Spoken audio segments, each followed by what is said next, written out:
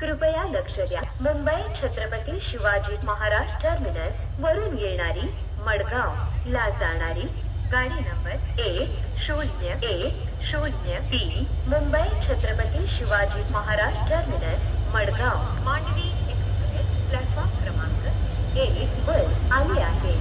या गाडीनं आगमन झालेल्या प्रवाशांचं आम्ही इथे स्वागत करतो। कृपया ध्यान दीजिए। मुंबई